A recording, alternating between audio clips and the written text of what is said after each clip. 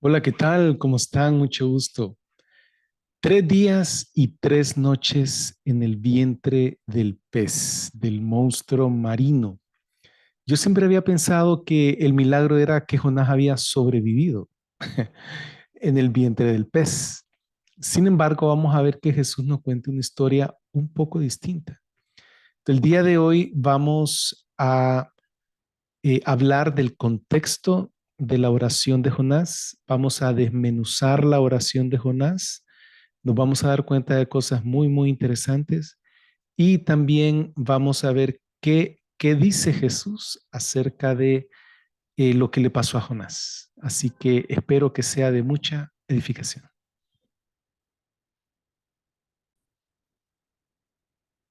Bien, entonces entremos de lleno a lo que Jesús dijo en Mateo 12:38 en adelante. Entonces algunos de los escribas y los fariseos reaccionaron diciendo, Maestro, queremos ver una señal de parte tuya. Pero él respondiendo les dijo, una generación malvada y adúltera busca una señal y no le será dada ninguna señal, sino la señal del profeta Jonás. Una vez más, la señal del profeta Jonás. ¿Cuál es? Bien, seguimos. Porque así como Jonás estuvo 3 días y 3 noches en el vientre del monstruo marino, de la misma manera estará el Hijo del Hombre 3 días y 3 noches en el corazón de la tierra. Y esa es la señal. Aquí Jesús se identifica como el Hijo del Hombre. Más adelante vamos a ahondar un poco más acerca de eso. Con respecto a 3 días y 3 noches, si él murió un viernes y resucitó un domingo, era un hebraísmo, una forma de decir 3 días. Viernes, sábado y domingo no es para tomarlo, bueno, tienen que ser 24 por 3, 72 horas exactamente. No, ese es el tipo de pensamiento contemporáneo, más moderno. 3 días y 3 noches es de viernes a domingo. Y dice, ¿dónde? En el corazón de la tierra. Y también vamos a guardar eso para ir entendiendo de qué se trata todo esto. Así que Jesús habló de la señal del profeta Jonás. Entonces, esto nos lleva precisamente a el contexto de la oración de Jonás, ya contexto local. Dice capítulo 1:15, y tomaron a Jonás y lo echaron al mar, y el mar se aquietó de su furor. Y temieron aquellos hombres a Jehová con gran temor, y ofrecieron sacrificio a Jehová e hicieron votos. Después, Jonás, él también ofreció, promete ofrecer un sacrificio y promete pagar sus votos. Pero aquí esto se refiere a los gentiles que estaban en el barco junto con Jonás al ver su vida que estaba amenazada. Jonás les dijo, si me tiran al mar, se va a calmar todo. El verso 17, pero Jehová tenía preparado un gran pez que tragase a Jonás. Y estuvo Jonás en el vientre del pez 3 días y 3 noches. Entonces oró Jonás a Jehová, a su Dios, desde el vientre del pez y dijo, y sale la oración de Jonás. Y el versículo 10, y mandó Jehová al pez y vomitó a Jonás en la tierra y vino palabra de Jehová por segunda vez a Jonás. Entonces, repasando la sucesión de hechos, él oró y después fue que Jehová mandó al pez que vomitara a Jonás en la tierra. Primero fue la oración. Bien, pero también en el versículo 1 del capítulo 2 dice, entonces oró Jonás a Jehová, su Dios. Es decir, después de estar en el pez 3 días y 3 noches. Entonces oró a Jehová su Dios desde el vientre del pez. ¿Y qué fue lo que dijo? Entonces la oración ocurrió adentro del vientre del pez. Ahora quiero que sepan lo siguiente, que todos estos verbos que voy a poner aquí en color azul están en la forma hebrea verbal que se llama consecutivo o secuencial imperfecto. Es un verbo，pero es consecutivo, es decir, denota que algo ocurrió antes y después ocurrió eso y algo va a ocurrir después. Dice, y tomaron a Jonás y lo echaron y se aquietó y temieron y ofrecieron e hicieron votos. Todo esto ocurrió en ese orden de secuencia. Jehová tenía preparado, es decir, preparó. Estuvo Jonás en el vientre del pez. Entonces oró Jonás a Jehová y dijo, es decir, hay una, entonces, según el mero texto hebreo, es una secuencia en la cual Jonás estuvo en el vientre 3 días y 3 noches. Entonces oró Jonás a Jehová su Dios. Y ya vamos a ver un poco más de cerca qué fue lo que dijo Jonás. Y luego dice, y mandó Jehová al pez y vomitó. Vino palabra. Y esos últimos tres también.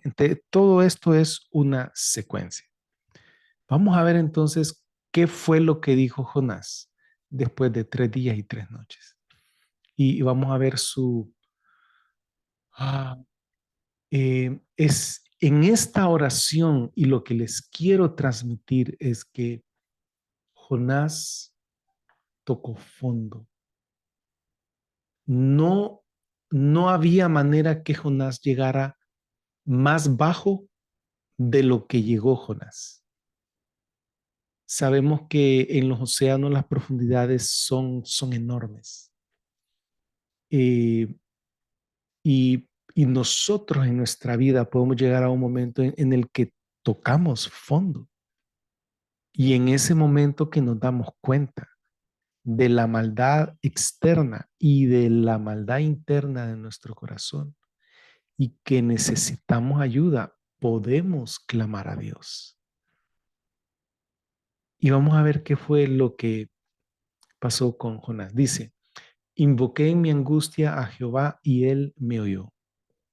Desde el seno del Seol clamé y mi voz oíste. ¿Desde dónde? Desde el seno del Seol. Y este es ya una segunda evidencia. La primera fue los verbos consecutivos. La segunda evidencia que nos dice que Jonás murió. Él murió, el pez se lo tragó, él fue resucitado y, e hizo su oración. Sin embargo, cuando él dice, invoqué en mi angustia a Jehová, eso fue justo antes de morir, justo después de tocar fondo. Invocó a Jehová. Y después cuando fue resucitado se dio cuenta que estaba dentro del pez y él me oyó. Y vamos a ver el versículo 3. Me echaste a lo profundo, en medio de los mares, y me rodeó la corriente. Todas tus ondas y tus olas pasaron sobre mí. Aquí ya vemos que Jonás entendió que era algo personal, porque qué tal Jonás pudo haber flotado un tiempo como un náufrago? Pero no, Dios lo bajó con sus ondas, sus olas. El versículo 4, entonces dije, cuando él se dio cuenta que era Jehová el que lo estaba sepultando con agua, desechado soy delante de tus ojos, mas aún te veré, perdón, mas aún veré tu santo templo y allí hay fe. Aunque te sintas que Dios te desechó por tu pecado, tal vez algún pecado feo que cometiste, algún pecado que te da vergüenza, no se lo has contado a nadie, tal vez a tu esposa ni a tus hijos, tal vez algún pecado que estás en el cual estás ahorita y te sentís desechado y porque pues realmente Dios se da la vuelta cuando uno se pone orgulloso a pecar. Pero aquí está la humildad y la fe, más aún veré tu santo templo. Y hay dos referencias al santo templo. En el templo estaba la presencia de Dios. Y aquí tal vez se refiere al santo templo que está en el cielo, es decir, que él tenía la, la fe la esperanza de ser resucitado, o tal vez se refiere, es decir, ser resucitado en el futuro y ver su santo templo en el cielo, o se refiere a que Dios iba de alguna forma a resolver el problema en el cual él estaba. Ya vamos a ver qué tan profundo fue que llegó. Y él tenía fe que iba a ver el templo de Dios en Jerusalén y lo iba a ver, iba a estar en su presencia. Qué fe, ¿no? Qué fe. Pongo a pensar que, por un lado, Dios no se equivoca. Y si Él nos escoge, Él nos escoge. Y si Él nos escoge para una tarea, más no vale cumplirla. Pero también porque Él nos escogió, podemos tener la certeza que, que estamos capacitados para cumplir la tarea. Y si no nos sentimos capacitados, ponemos nuestra confianza en Él. Porque Dios le había dado una tarea a Jonás. Jonás había rechazado la tarea, se había alejado de Dios. Y en ese momento, al tocar fondo, él bajó su cabeza, fue humilde y tuvo una expresión de fe. Más aún veré tu santo templo. Porque Dios, él sabía que Dios le había encomendado una tarea a él, precisamente a él, no a nadie más. Bueno, luego dice, las aguas me rodearon hasta el alma, me rodeó el abismo, el alga se enredó en mi cabeza. Ya vamos a ver un poquito más adelante de qué se trata esto. Descendí a los cimientos de los montes, es decir, imagínense los montes que están en el océano y que al final son tierra firme. Él descendió, dice, la tierra echó sus cerrojos sobre mí para siempre. Y esta es una tercera evidencia. Para siempre fue sepultado él. Mas tú sacaste mi vida de la sepultura. Y vamos a ver ese verbo sacar. Mi vida es nefesh y sepultura. Ya vamos a ver de qué se trata esa sepultura un poquito más adelante. Ahorita queremos ver toda la oración. Oh Jehová, Dios mío, cuando mi alma desfallecía en mí, entonces aquí vemos, bueno, y bueno, ya, pero ya van dos veces que va concluyendo, ¿por qué repite tanto? Dice, cuando mi alma desfallecía en mí, me acordé de Jehová y mi oración llegó hasta ti otra vez en tu santo templo. Entonces, aquí tenemos claro que Jonás tocó fondo y acudió a Dios. Y eso es lo que hay que hacer. Versículo 8, los que siguen vanidades ilusorias, y tal vez él está hablando ahí de sí mismo, su misericordia abandonan.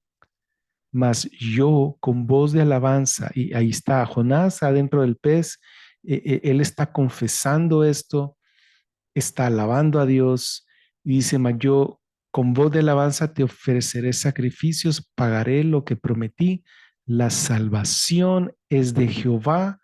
Y ahí es cuando Chucuplux, Jehová manda al pez y lo vomita en tierra firme.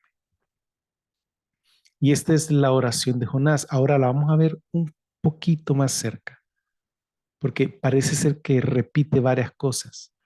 Y aquí tenemos el paralelismo hebreo en la primera porción. Dice, invoqué y se repite con clamé en mi angustia y se describe desde el seno del Seol. Son paralelos. Y él me oyó y luego dice, y mi voz oíste. Invoqué mi angustia a Jehová y él me oyó. Clamé desde el seno del Seol y mi voz oíste. Claro, él clamó justo antes de morir.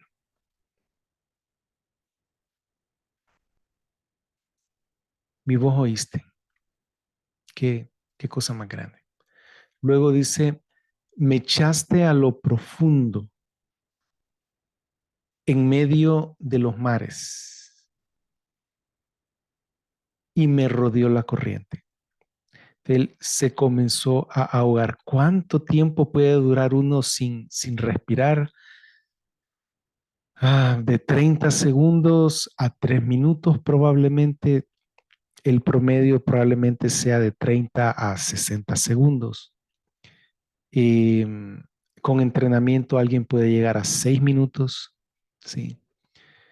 Eh, Me rodeó la corriente, todas tus ondas y tus olas pasaron sobre mí. Entonces ahí él estaba descendiendo lentamente, siendo arrastrado por la corriente, siendo arrastrado. Me rodeó la corriente, tal vez estaba dando vueltas, pero él percibía que, que, que se estaba ahogando y eso ha de ser horrible, sentir que se ahoga la persona. Y aquí dice profundo, dice mare, dice corriente, ondas, olas.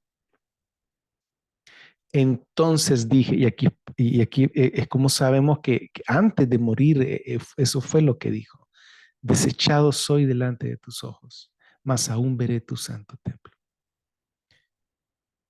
Y entonces, pero viene otro desarrollo.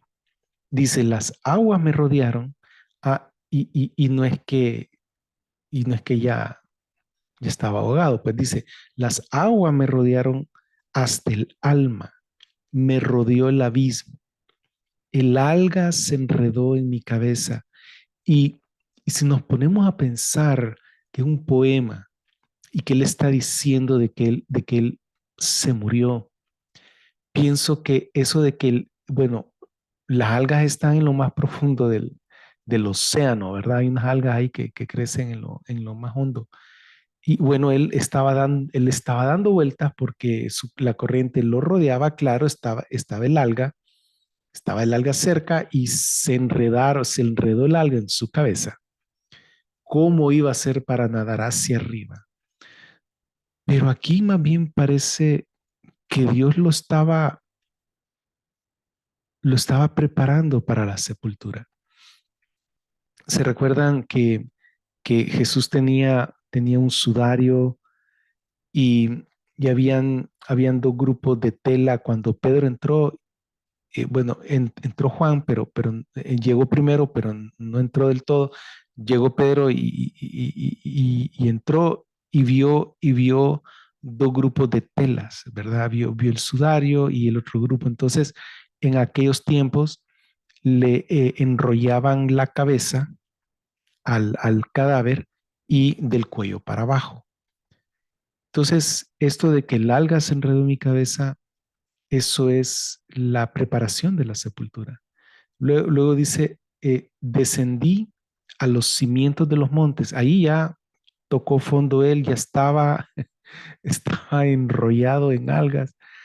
Y dice, la tierra echó sus cerrojos sobre mí tal vez aquí, tal vez fue casi lo último consciente, pues él estaba consciente, él estuvo consciente todo este tiempo que él bajaba, descendía, estaba dando vueltas, el alga se le enredó, quedó amarrado, descendió, tocó el fondo, porque ya tocó el fondo en el cimiento de los montes, y luego cayó un poco de tierra encima de él, como quien dice Dios lo sepultó. Mas tú levantaste mi vida de la sepultura, oh Jehová, Dios mío. Entonces aquí fue cuando vino el pez, probablemente no sé si lo agarró justo antes de caer o cuando le estaba cayendo la tierra encima o sacudió un poco la tierra y se lo tragó, ¿verdad? Y dice, mas tú, y este es el testimonio de Jonás, tú levantaste, y en otras versiones dice, sacaste, pero la palabra hebrea va más es decir, sacar hacia arriba, o sea, levantar hacia arriba, ¿sí? Bring up, o sea, sacar hacia arriba.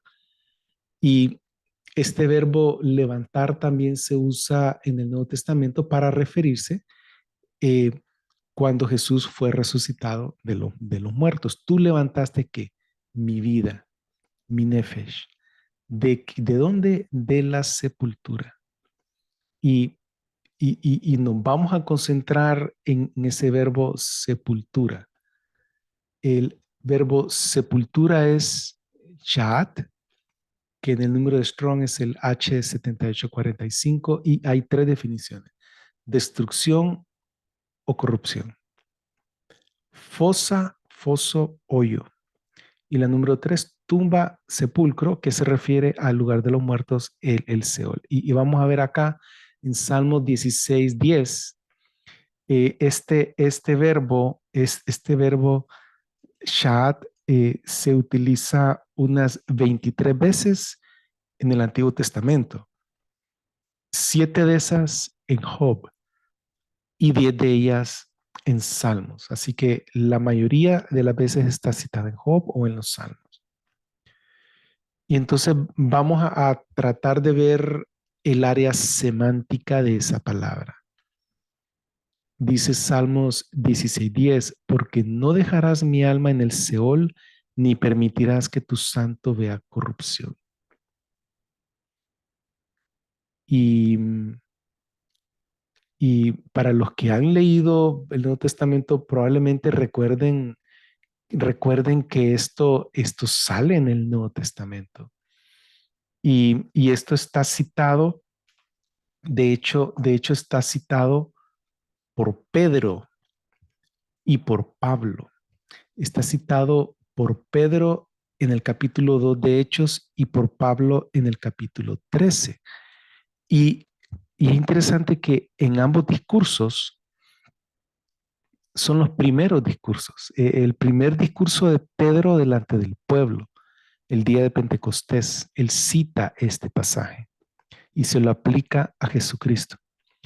Y Pablo, la primera vez que se ve en Hechos, que habla en público, ya lo vamos a leer, el pedacito ese, creo que fue en Listra, fue el primer pueblo a donde fueron ellos a la sinagoga.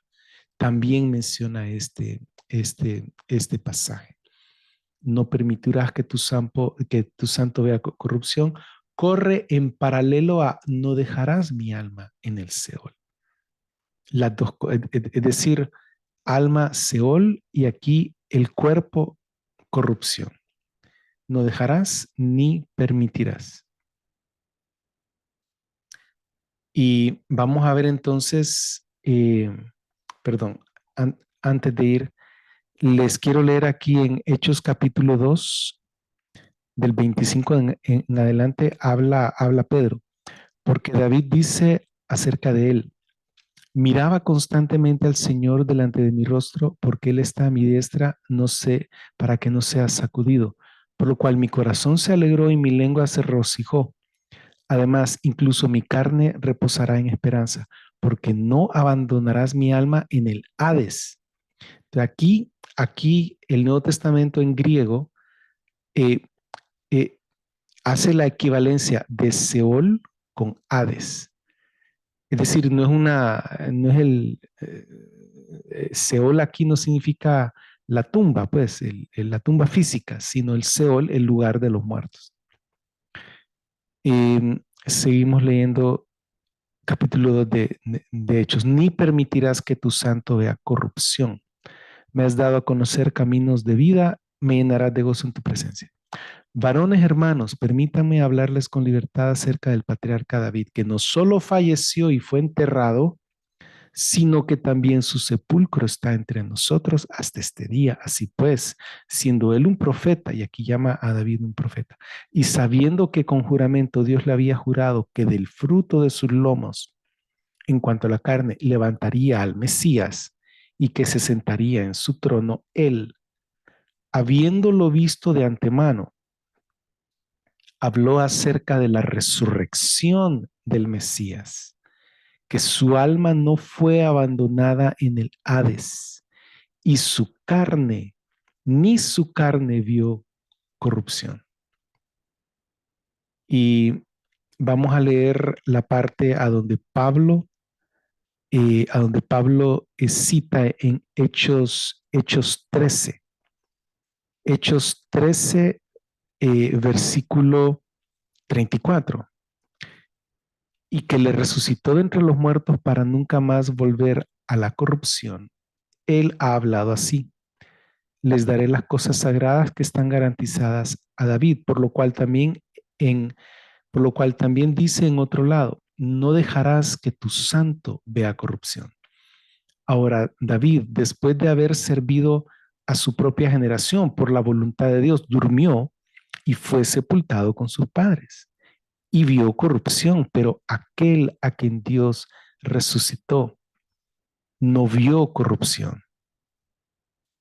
Por lo tanto, que sea de su conocimiento, varones hermanos, que por medio de este les es proclamado perdón de pecados y que por él todo el que cree es justificado de todas las cosas que no pudieron ser justificados por la ley de Moisés. Tengamos cuidado, hermanos, sepamos que la ley de Moisés, la moral y la ceremonial, para aquellos que la dividen en esos dos puntos, la ley de Moisés, los 10 mandamientos, incluido, no puede justificar al ser humano delante de Dios para salvación. La salvación solo está en Jesús y Jesús es Jehová. La salvación solo está en Jehová, no es por obras, es atribuida para todo aquel que cree.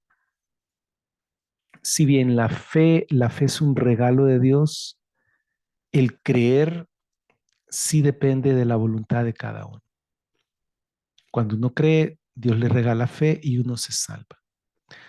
Y no es el tiempo para adentrarnos en estas cosas. Estamos viendo, entonces, regresando al asunto de esta palabra que se puede, chat, que se puede traducir destrucción, corrupción. También, en otro lado, en Proverbios 26-27 dice: el que cava foso, el que cava chat, caerá en él.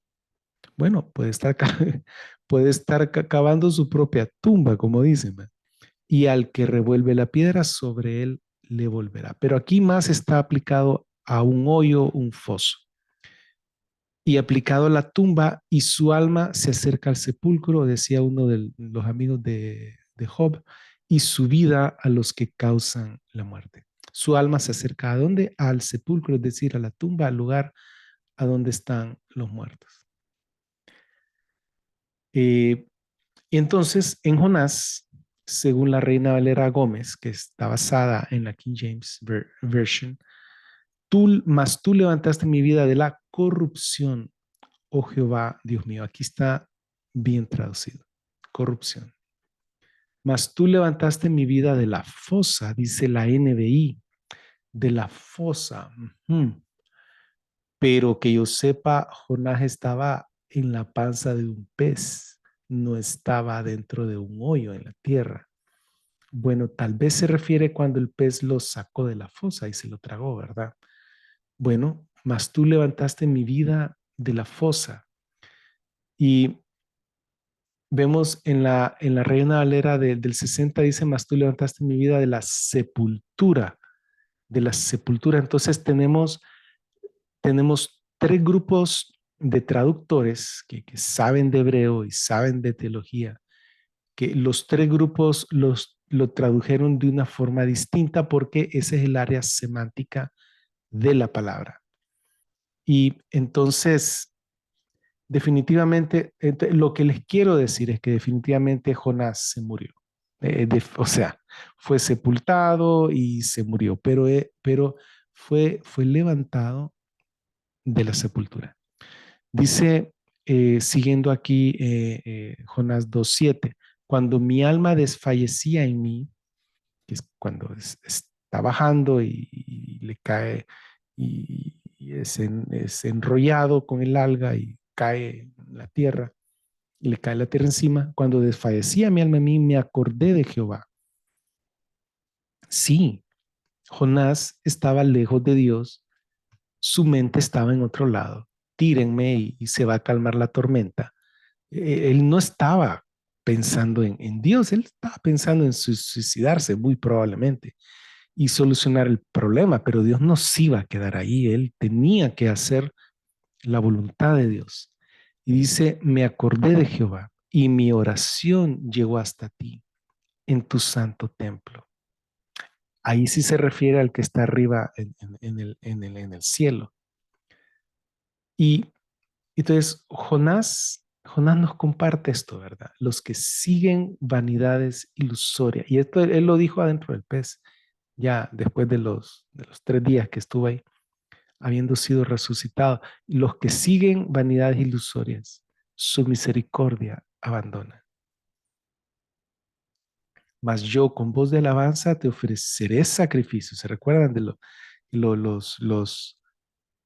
los marineros gentiles ofrecieron sacrificios e hicieron votos, ¿verdad? Él como judío, él le ofrecía sacrificios de alabanza, no por sus pecados, de alabanza, que es el primer tipo de sacrificio que sale en Levítico capítulo 1, un sacrificio de alabanza, sacrificio voluntario, no por los pecados. Y dice pagaré lo que prometí. De ahí se vuelve a comprometer con la misión de Dios para su vida, con la misión de su vida para con Dios, con la misión que Dios escogió para su vida, pero que él también había aceptado.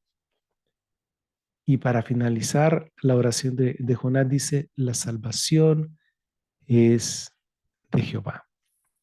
Entonces, nosotros creemos que Jonás hizo esta oración al ser resucitado al tercer día y después de la oración el pez lo vomitó sobre tierra firme, ¿verdad? Y a esto es a lo que Jesús se refiere la señal de Jonás, que Jonás estuvo en el vientre del pez 3 días y 3 noches. Entonces vemos 3 desarrollos, uno en forma de resumen, un segundo que da un poco más de detalle, dice exactamente qué fue lo que dijo, y un tercero en el cual él describe un poco más su descenso y, y tanto el segundo como el tercero terminan con la palabra tu santo templo, ¿verdad? En los tres, él está en angustia, él clama, Dios lo escucha. Y ese es, entonces podemos entender un poco mejor por qué Jonás repite todo esto, por qué lo repite 3 veces.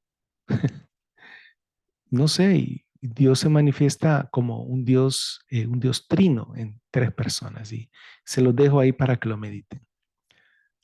Ahora entonces, veamos qué fue lo que dijo Jesús, porque vinieron estos escribas y fariseos, o sea, hipócritas, con esa actitud. Maestro, queremos ver una señal de parte tuya, cuando ya habían visto un montón de señales. Entonces, en Mateo 12:39, pero él respondiendo les dijo, y así los caracteriza y no tiene pelos en la lengua y no tiene miedo de decir la verdad, una generación malvada y adúltera. Y lo peor que le puedes decir a un judío que según él está siguiendo la ley de Moisés. Busca una señal y no les será dada ninguna señal. No sé si es en esta parte que él se regresó a la barca y se fue. No, no, solo le dijo eso y se fue. Creo que es en esta parte. No les será dada ninguna señal. Es decir, o sea, Jesús no es un obrador de milagros, no es un pregonero parlanchín que anda haciendo milagros cuando la gente se lo pide. No es así. Si a él se le respeta y él ya había hecho varias señales que de hecho los escribas y los fariseos no querían aceptar que él era el Mesías. Dice, y no le será dada ninguna señal, sino la señal del profeta Jonás, es decir, su muerte sepultura y resurrección al tercer día. Hay gente que dice que Jesús no murió. Hay gente que dice que Jesús eh, no murió en la cruz y que fue sepultado vivo y que por eso pudo salir. No es así. Están engañados, están completamente equivocados. Jesús murió y así como él dice, la señal del profeta Jonás, porque así como Jonás estuvo 3 días y 3 noches en el vientre del monstruo marino, y entre paréntesis yo puedo decir muerto, ¿sí? Cierro paréntesis, de la misma manera estará el Hijo del Hombre 3 días y 3 noches físicamente muerto. Entre paréntesis, eso no lo dice el verso, pero es lo que les quiero transmitir. En el corazón de la tierra, en el corazón de la tierra, parece indicar que el Hades está en el centro de la tierra, ¿sí? Es decir, cuando lo sepultan a uno, bueno, se va al fondo uno. Ok, eso era cuando existía el Hades para los santos, ¿verdad? Hoy, pues, uno se va a la presencia del Señor, excepto los que no confían en Cristo, se van al Hades, definitivamente. Un lugar de sufrimiento, preámbulo al infierno. Pero ese no es el tema. El tema es que Jesús sigue hablando y dice, los ninivitas, en el versículo 41, se levantarán en el juicio contra esta generación y la condenarán porque ellos se arrepintieron a la predicación de Jonás. Y ciertamente uno mayor que Jonás está aquí. Ojo, se lo está diciendo a un grupo de gente incrédula que pedía una señal. Él les dice la señal de Jonás, pero uno mayor que Jonás está aquí. Jonás fue un profeta. Entonces Jesús no es un simple profeta, no es un simple profeta de Dios, es algo más que un profeta. Ojo, dice el 42, la reina del sur será levantada en el juicio contra esta generación y la condenará, porque ella vino de los confines de la tierra para oír la sabiduría de Salomón, que fue el rey más enriquecido, sabio, esplendoroso, glamoroso de aquellos tiempos. Dice, y ciertamente uno mayor que Salomón está aquí. Solo David y Salomón reinaron sobre el reino del norte y el reino del sur unido como un solo reino. Entonces, Jesús es rey. Sí, él es el Mesías, él es descendiente de David, descendiente de David por los dos lados de Salomón y del otro. Y entonces él perfectamente, él se puede sentar en el trono de David, él es el Mesías, pero había uno mayor que Salomón. Eh, él está tratando de transmitir que él es más que un rey, él es más que un profeta, rey. Melquisedec tenía los dos oficios, el de profeta, el de sacerdote y el de rey. Y Jesús es más que un profeta y más que un rey. Y este es el final de la presentación, pero entonces quiero decirte, si has tocado fondo, y todos hemos pasado por eso, si has tocado fondo, aún a último minuto, abrí tu corazón mientras hay vida, mientras sea hoy, mientras estemos hoy respirando. Tal vez Dios puso todo eso para quebrantarte y que llegaras a lo más profundo de tu alma. Clama a Dios. Él escucha, Él escucha. Y con respecto a Jonás, pues Jonás cayó al mar a punto de ahogarse, se le enredaron las algas, tocó el fondo, le cayó la tierra encima, fue sepultado y ahí en el último minuto clamó a Dios. Cuando menos acortó, él estaba dentro del pez. Tal vez él no supo cuántos días estuvo ahí, ¿sí? Pero el libro de Jonás dice 3 días y 3 noches. Y, y así como Jonás fue levantado, su vida de la corrupción, del sepulcro, de la fosa, también esa es la señal del Hijo del Hombre, más que un profeta, más que un rey, más que el Mesías, más que un rey.